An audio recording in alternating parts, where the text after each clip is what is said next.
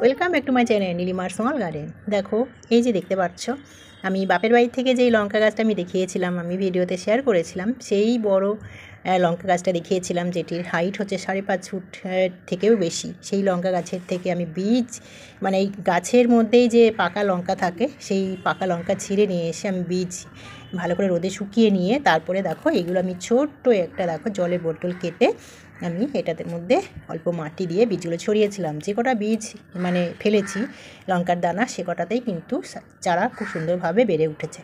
তো আমি এটাকে একটা একটা করে, একটা দুটো এরকম করে করে আমি অন্য টবে প্রতিস্থাপন করব। তো চলো এখন এই নতুন মাটিতে প্রতিস্থাপন করার একটা সময় চলে এসেছে, সেটি হচ্ছে আজকে আমি সময় পেয়েছি, আজকে করছি।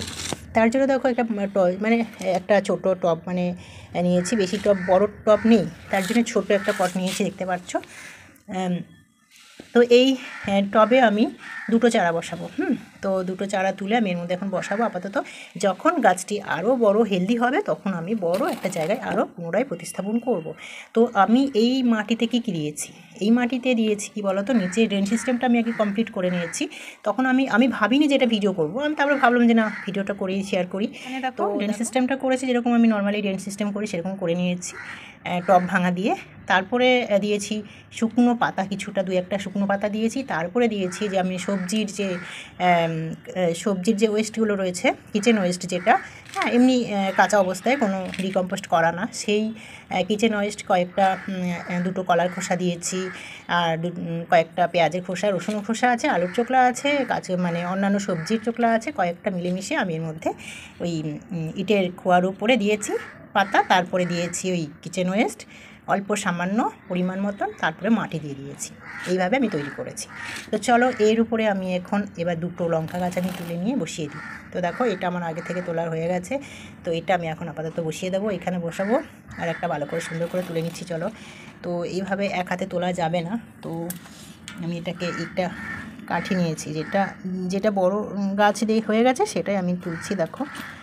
তো চলো তুলে নিয়ে তারপর দেখাচ্ছি। দেখো আমি কাঠিটা দিয়ে আলগা করে নিয়েছি, নিয়ে এবার দেখো উঁচু করে তুলছি, দেখো দেখো খুব সুন্দরভাবে চারা তৈরি হয়ে গেছে। শিকড়গুলো দেখো একদম স্পষ্ট বোঝা যাচ্ছে শিকড় কতটা বেড়ে গেছে। এবারে এই দুটো চারা আমি টবের মধ্যে বসিয়ে দেবো চলো। আর এগুলো একটু বড় হোক, তারপরে আমি জায়গা বিশেষ আমি এগুলোকে বসাবো। তো চলো এটা আমি বসিয়ে দিই।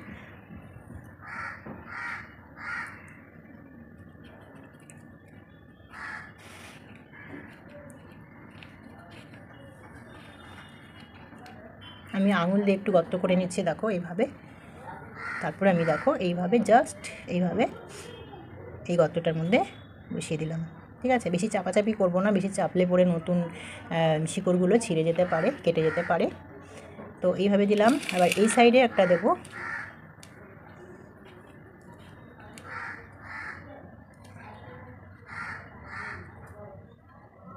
দেখো এইভাবে আমি বসিয়ে দিচ্ছি। ঠিক আছে, এই দুটো এইভাবে বসিয়ে দিলাম। এবারে আমি একটা অবলম্বন করে দেবো চলো।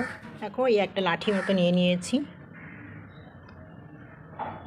এটা যেহেতু এইভাবে একটা লাঠি চুজ করেছি, দেখতে পাচ্ছ, একটা মাটির মধ্যে একটা পুঁতলেই কিন্তু দুই দিকে হয়ে যাবে, মানে দুটো গাছের জন্য হয়ে যাবে। সেই একটা ডালে যেহেতু দুটো গাছ বসিয়ে দিলাম, তো একটা ডাল পুঁতিয়েছি, তো একটা ডালের মধ্যে দুটো গাছেরই একটা অবলম্বন তৈরি হয়ে গেল দেখো। হ্যাঁ, তো দেখো এটা একটু বেঁধে দেবো, সরু সুতো দিয়ে একটু বেঁধে দেবো। তারপরে যখন এই দুটো গাছ যখন পুরো হেলদি, মোটা, একটু লম্বা হয়ে যাবে, তখন আমি এই ডালটা তুলে এই গর্তটার মধ্যে আর একটি মোটা এরকম টাইপের স্ট্রং আমি একটা অবলম্বন দিয়ে দেবো। ঠিক আছে, এরকম করে যত বাড়বে তত ব্যবস্থা করব। তারপরে লাস্ট প্রতিস্থাপন করব যখন দেখব গাছটি প্রচুর হেলদি আর লম্বা এবং ভালো একটা রূপ নিয়েছে, তখন আমি এই জায়গাটা চেঞ্জ করে দেব। তখন আমি এর থেকে একটু বড় সাইজের 8 ইঞ্চি টব, ওই টাইপের টবগুলো আমি চুজ করে আমি পুনরায় এই লঙ্কা গাছ দুটো প্রতিস্থাপন করব। তো ফ্রেন্ডস, এবারে আমি জল দেবো। ঠিক লঙ্কা গাছ দুটোকে এবার ভালো করে বেঁধে দিই, হ্যাঁ একটু সুতো দিয়ে বেঁধে দিই। তারপরে আমি এই গাছের গোড়ায় জল দিয়ে দেবো। তারপরে আমি ছায়াস্থানে রেখে দেবো, ছায়া শেডে। তারপরে কদিন পরে, 4-5 দিন পরে আমি ডাইরেক্ট রোদে রাখবো। ঠিক আছে, তো চলো দেখো আমি একদম রেডি করে দিয়েছি, দেখতে পাচ্ছ খুব সুন্দরভাবে রেডি করেছি। হ্যাঁ দেখো একটা ডাল থেকে দুটো অবলম্বন করে দিয়েছি। আর দেখো দুই দিকে দুটো চারা লঙ্কা গাছ বসিয়ে দিয়েছি, এরপরে বেঁধে দিয়েছি। এরপরে দেখো আমি এই যে জল, হ্যাঁ এই জলটা আমি দিয়ে দেবো চলো। জলটা একটু বেশি করে দিচ্ছি। দেখি, দেখো মাটি কিন্তু টবটা কিন্তু ভীষণ হালকা। এই হালকা কেন বলো তো, ওই যে যেহেতু বেশি মাটি দিইনি, 1/2% পুরো ওই যে কিচেন ওয়েস্ট, পাতা এগুলো দিয়েছি, তারপরে মাটি, তার জন্য।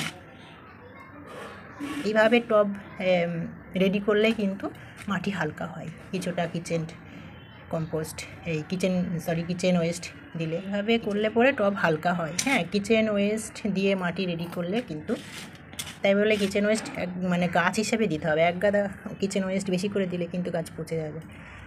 মানে পরিমাণ মতন, এইটুকু গাছে আমার যতটুকু আমি আন্দাজ করে মনে হয়েছে এইটুকু দিলে ঠিকঠাক হবে, সেটুকুই আমি দিয়েছি। দেখো একদম ড্রেন সিস্টেমটা আমার ওকে আছে।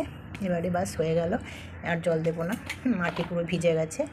আর দেখো এবারে আমি, দেখো এখানে আরও আমার অনেক চারা আরও আছে, সেই সব বালির মধ্যে বসিয়ে রেখেছি। দেখো এই দেখো এইগুলো হচ্ছে, দেখো ডালিয়া, তারাগাদা এখানেও আছে, পিটুনিয়া, সব বালির মধ্যে বসিয়ে রেখেছি, খুব সুন্দর। দেখো আর ওগুলো তো পুরো প্রতিস্থাপন করেই দিয়েছি।